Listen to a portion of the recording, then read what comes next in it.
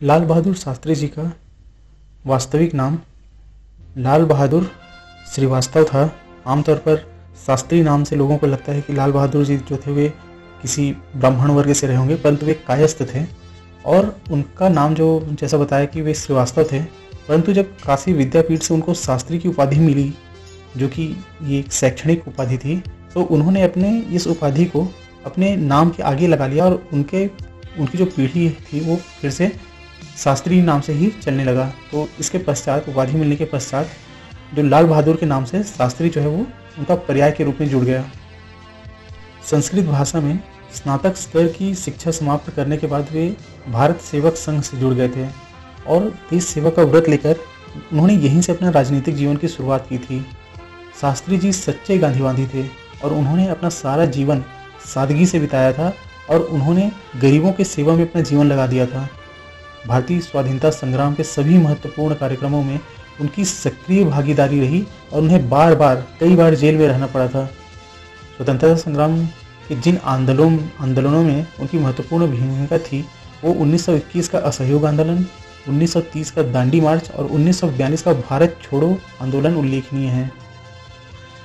आपको पता होगा कि गांधी जी ने जब भारत छोड़ो आंदोलन शुरू किया था तो उन्होंने करो या मरो का आदेश जारी किया था और उनको तो यरवाद जेल में उनको अंदर कर दिए गए थे, गांधी जी को गिरफ्तार कर लिया गया था।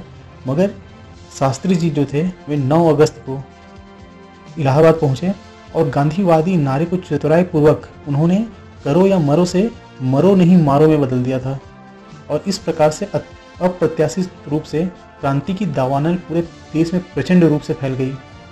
पूरे 11 दिन तक वे भूमिगत रहे और आंदोलन चुपचाप चलाते रहे, मगर 19 अगस्त 1942 को शास्त्री जी को गिरफ्तार कर लिया गया था। भारत की जब स्वतंत्रता प्राप्ति हुई उसके बाद शास्त्री जी को उत्तर प्रदेश के संसदीय सचिव के रूप में नियुक्त किया गया था और उनको पुलिस और परिवहन मंत्रालय सौंपा गया था बाद में।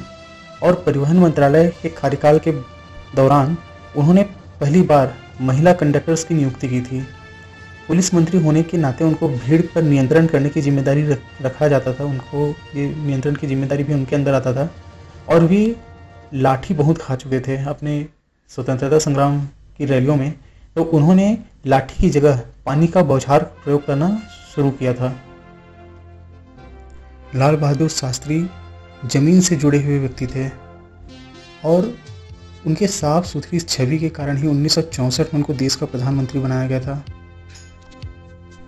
उस समय सबसे पहले उन्होंने जो अपने संवाददाता सम्मेलन में घोषणा की थी वो ये थी कि वे चाहते थे कि जो खाद्यान्न का जो मूल्य है वो लगातार बढ़ रहा है उस पर नियंत्रण हो और वे ऐसा करने में सफल भी हुए थे। यदि ध्यान से देखा जाए तो लाल बहादुर शास्त्री जी का जो कार्यकाल था वो बहुत ही कठिन था। पूंजीपति जो थे, जैसे पूंजीपति में कहा जाए अमेरिका, रूस और अपने ब्रिटेन, तो ये देश पर हावी होना चाहते थे और दुश्मन देश आक्रमण करने की फिराक में थे। हमारा जो पाकिस्तान जो था वो हम पर आक्रमण करने की फिराक में था।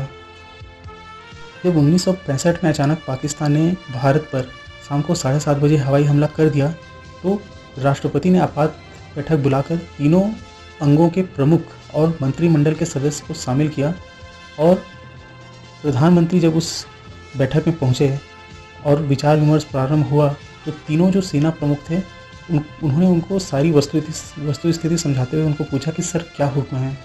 तो शास्त्री जी ने एक वाक्य में उत्तर दिया कि आप देश की रक्षा कीजिए और मुझे बताइए कि मुझे क्या करना है। वो एक ऐसा समय था जब हम कुछ समय पहले ही चीन से हारे हुए थे और नेतृत्व के मुकाबले अगर देखा जाए तो नेहरू से अधिक कुशल नेतृत्व शास्त्री जी ने इस युद्ध में हमें प्रदान किया था। उन्होंने सीधे जनता से अपील की, उन्होंने जय जवान जय किसान का नारा दिया। जब भारत में जय जवान जय किसान का नारा प्रबल हुआ तो इससे भारत की जनता का मनोबल बढ़ा और सारा देश एकजुट हो गया। इसकी कल्पना पाकिस्तान में कभी सपने में भी नहीं की थी। लाल बहादुर शास्त्री जी को भारत की जनता का भरपूर सहयोग प्राप्त था। आप इसकी अंदाज़ा कुछ इस प्रकार से कर सकते हैं कि अमेरिका जो है वो भारत को धमकी देता है कि यदि तुमने युद्ध में अपने कदम पीछे नहीं हटाए तो हम गेहूं की सप्लाई बंद कर देंगे। उस समय भारत में गेहूं जो है वो अमेरिका से सप्लाई किया जाता था। अभी शास्त्री जी ने देशवासियों से ये आह्वान किया कि आप सप्ताह में एक दिन का खाना छोड़ दीजिए, एक दिन आप उपवास रख लीजिए। इससे भारत में अन्न की जो कमी है उसकी पूर्ति हो जाएगी।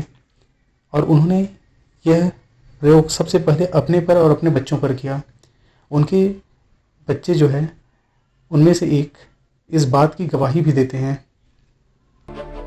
शास्त्री ने पहले मेरी माँ से कहा कि मैं देखना चाहता हूँ कि मेरे बच्चे भूखे रह सकते हैं कि नहीं। तो उन्होंने एक शाम को मेरी माँ से कहा खाना ना बने, और हम लोग, हालांकि मैं उसमें 15 वर्ष का था, 14-15 वर्ष का था, और मेरे 2 छोटे भाई थे, हम लोग भी भूखे रहे। और शास्त्री जी को जब ये विश्वास हो गया कि उनके बच्चे भी भूखे रह सकते हैं, उनके परिवार के सदस्य भूखे रह सकते हैं, तभी उन्होंने देशवासियों का आह्वान किया कि हम हफ्ते में एक समय भोजन नहीं करेंगे। शास्त्री जी एक पक्के गांधीवादी थे, इसमें कोई संदेह नहीं था। और पाकिस्तान ने भी ये बात अपने दिमाग में ले आई थी कि क्योंकि ये अहिंसावादी हैं, इसीलिए युद्ध में इनका कोई खास प्रदर्शन नहीं हो पाएगा। पर पाकिस्तान इस मामले में शास्त्री जी को आंकने से चूक गए। शास्त्री जी भले ही गांधीवादी थे, पर जब देश की रक्षा की बात आती है तो उन्होंने कोई कसर नहीं छोड़ी। उन्होंने सेना को 2 तरफा आक्रमण की इजाज़त दे दी और उन्होंने सेना को फ्री हैंड दे दिया था। इस समय में जब पाकिस्तान को जब करारी हार पड़ी थी, तो उन्होंने, पाकिस्तान ने अमेरिका की मदद से रूस में ताशकंद समझौते के लिए गांधी जी को बुलाया। ताशकंद समझौता तो हुआ, मगर शास्त्री जी की एक रहस्यमय तरीके से मौत हो गई। आश्चर्य की भी बात है और दुख की भी बात है कि आज तक वो ताशकंद की फाइलें खोली नहीं गई है और उस पर कोई भी इंक्वायरी नहीं बैठी है। आप मूवी द ताशकंद फाइल में ये डायलॉग देखकर आप समझ सकते हैं कि भारत के जो नेता हैं वे शास्त्री जी के मौत की गुत्थी को सुलझाने के लिए कितने उदासीन हैं। क्या आपको लगता है कि जो चीज़ 50 साल में सॉल्व नहीं हुई वो अब हो जाएगी? तो क्या फर्क पड़ता है हो ना हो, इससे किसी भूखे को रोटी तो नहीं मिल जाएगी। कभी कभी ऐसा लगता है कि शास्त्री जी की बहुत ज़्यादा उपेक्षा की गई है, बहुत ज़्यादा। जहाँ शास्त्री जी के जन्मदिन को महात्मा गांधी के जन्मदिन के साथ ही एक प्रकार से घोल दिया जाता है, तो वहीं उनकी शहादत दिवस को भी किसी को याद नहीं होगा, कोई शहादत दिवस भी उनकी मनाई नहीं जाती है। परंतु जनता शास्त्री जी के वचनों को अभी तक याद रखी है और उन्होंने जय जवान जय किसान के नारे को अभी तक अपने हृदय में बसा के रखा है। आगे चलकर माननीय अटल बिहारी वाजपेयी जी ने इस पर एक और नारा जोड़ा था, जय विज्ञान।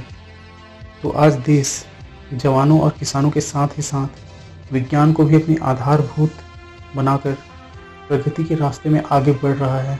यह वीडियो यदि आपको पसंद आता है ज़रूर लाइक एंड शेयर कीजिए। जय हिंद।